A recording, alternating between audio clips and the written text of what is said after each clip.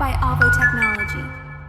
On a beautiful day in the flower season, a girl waters the plants in front of the house, a scene filled with the refreshing essence of youth. Just then, a luxurious black car passes by, initially unnoticed by Kara. However, within a minute, the same car reappears and stops directly in front of her. This time, it captures Kara's attention as a tall, well-dressed man steps out holding some magazines, politely greeting Kara. As Kara approaches, thinking he's a visitor, her attention is drawn when the man, with apparent politeness, pulls out a handgun from beneath the magazines. If you scream, I'm gonna shoot you. You're gonna come with me. Caught off guard, the 15-year-old Kara is thrown into chaos in broad daylight. She can only comply with the driver's instructions, afraid to make any sudden movements.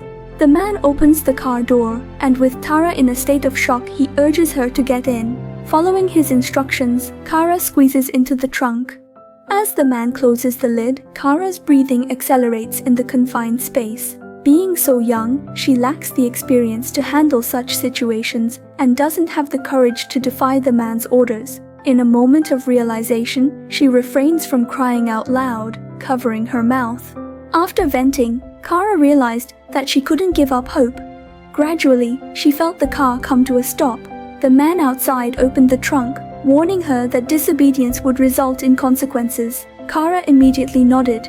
After the ominous figure walked away, Kara surveyed her surroundings, searching for the best escape route.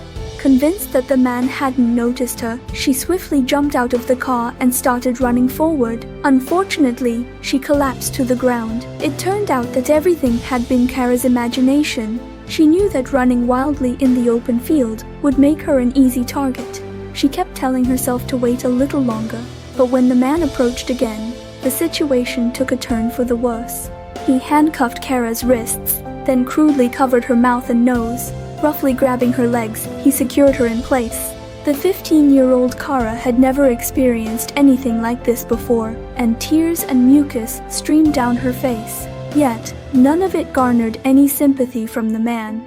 The scene shifted as Kara was successfully taken to a room. The man revealed his true nature, shamelessly removing all restraints from Kara. Taking advantage of the man's busyness, Kara quickly observed her surroundings, gathering information that could be useful to her. The man then led Kara to the bedroom, instructing her to stand by the bed and establishing a set of rules. He emphasized that it was his territory, he carried a firearm, and attempting to escape would lead to severe consequences. Furthermore, Kara must call him father in this room. Lastly, she had to unconditionally comply with the man's demands. After hearing this, Kara was certain in her heart that this man was a real pervert and not simply involved in kidnapping for ransom. Understood. Understood. Yes. Yes, Daddy. Then he ordered Kara to sit on the bed and inquired whether, as a 15-year-old girl, she had ever done anything inappropriate with a boyfriend.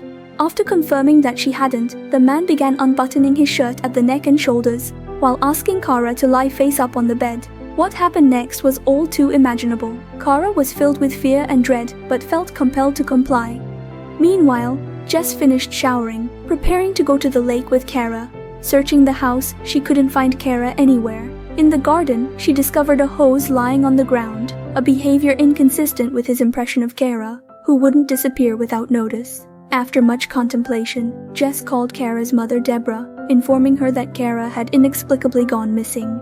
Frantically, Deborah grabbed her phone, searching for Kara's boyfriend's number and asking if her daughter was on a date with him. However, Kara's boyfriend Ryan informed her that they hadn't had a date that day. Deborah then called her ex-husband, inquiring if Kara had gone to his place, but received a negative response. In a state of panic, she called the police and explained the situation. Deeply convinced that her daughter had been kidnapped, her inner certainty clashed with the police's response.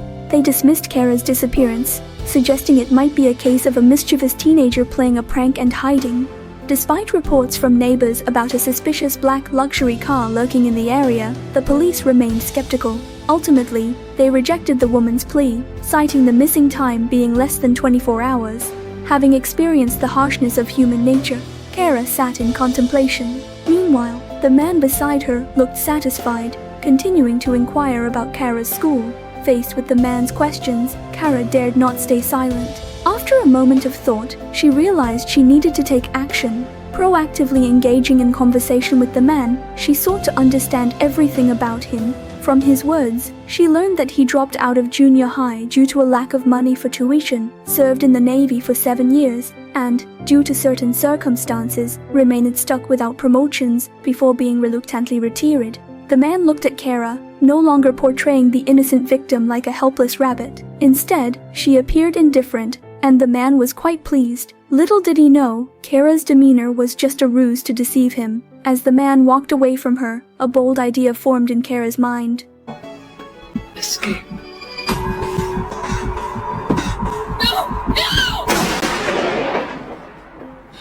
Wait. The man made Kara smoke, something she had never done before.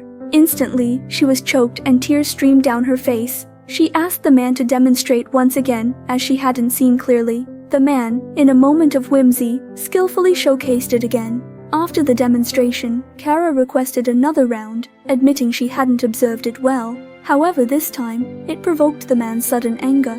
He warned her that there are consequences when one breaks the rules. Kara, once again subjected to inhuman torture, wore a look of despair. However, he allowed her to check on her pet. A few minutes later, he brought Kara back near the sofa, played a limited edition videotape, and watched the entire process with her. By the end, it was dark outside. The man agreed to Kara's request to use the bathroom. As Kara entered, she gazed thoughtfully at the window. The man blocked the door that was about to close and stared at Kara throughout the entire process. Afterward, he brought Kara to the kitchen to prepare food. Kara, gathering courage, expressed her lack of appetite. However, the man warned her again about consequences. Despite this, Kara chose to comply and volunteered to assist. The man allowed her and asked her to clean the kitchen floor in the process. As Kara swept the floor, she continuously observed her surroundings for useful information. She found the man's, family doctor's, and dentist's business cards on the fridge and memorized the numbers. In a pile of miscellaneous items, she discovered a Disneyland paper. Glancing at the calendar, she noticed the man planned to return home on the 16th. Suddenly, the man turned around, staring intently at Kara. Stop. Take that off. Unable to find his daughter, Mr. Dilbury went straight to the police station seeking the sheriff's help. Seeing the woman's determined expression, the sheriff assigned Detective Monroe to take charge of the investigation into the case of Kara's abduction in the luxurious black car. Meanwhile, the man opened the television to watch the news report and arrogantly informed Kara that no one cared about her safety because the news didn't cover her disappearance. After uttering these words, he roughly grabbed his neck and brought him back to the room. He placed a storage box on the bed, revealing that he had an urgent call to attend to, but was afraid Kara might make a distress call. So, he ordered the girl in front of him to crouch inside the cramped storage box. To prevent the girl from making any noise, he went to great lengths to cover her mouth. The girl resignedly lay in the box, her eyes expressing both fear and a deep sense of helplessness. The man tightly sealed the lid as time passed, causing the oxygen inside to decrease steadily. Breathing became increasingly difficult for the girl. Unexpectedly, her labored breathing disrupted the man's incoherent ramblings. Angrily, he approached and forcefully opened the lid. He then grabbed the girl's hair tightly. What? The man finally realized that Kara was struggling to breathe inside. This time, he warned her that he would remove the gag, but insisted she must not make any noise. Under the man's threat, Kara had no choice but to comply. After a few minutes, the man returned, looking satisfied, and reached out to pull Kara. They both sat on the edge of the bed. Kara found it difficult to calm her emotions and sobbed quietly. In an unprecedented move, the man tried to comfort her, claiming that he also experienced difficulty breathing when anxious. After his words, he handed Kara a pill and a bottle of drink, suggesting it would help alleviate her condition. Although Kara was reluctant, she had no other choice. Watching Kara swallow the pill, the man took her to freshen up. During this time, Kara contemplated a lot. She noticed the window in the bathroom and, after the man finished, swiftly locked the room door and rushed to open the window. However, she was a step too late this time. Fortunately, it was just a fleeting thought. To be cautious, he raised Kara's hands above her head and tied them to the bed frame. He used the same method on her feet. Under the influence of the medication, Kara drifted into a drowsy state. The next day, Kara woke up first. After confirming that the man was still asleep, a thought resurfaced in her mind. Wasn't this the best time to escape? She attempted to free her bound feet, struggled for a while, and decided to start by releasing her hands. Her determined fingers tried to unscrew the screws, but they were tightly secured.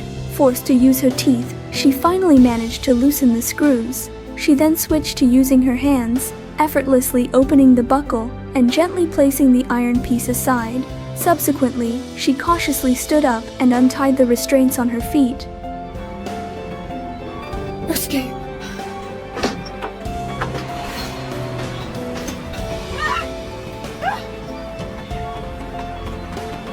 Please.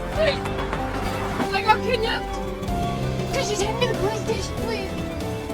Please. Get it. Thanks. It was that apartment. I need you to remember that for me, please. Under the escort of a kind person, Kara smoothly arrived at the police station. She had only one thought in her mind: the wrongdoer must face justice. She informed the police about the kidnapping incident, and upon learning her name, the police immediately notified the relevant authorities. Comforted by the police, Kara detailed the entire kidnapping process and the multiple violations and threats she endured during the 18 hours of captivity. After understanding the situation, the female police officer indeed found a report filed just over 10 hours ago in the database. The police promptly informed Kara's family that she had been found. Yes, ma'am, we have your daughter here. Is she okay? Mama, can you come pick me up? With the girl successfully rescued and her assistance, the police managed to locate the apartment where the criminal suspect was believed to be. However, they arrived too late. The place was already vacant.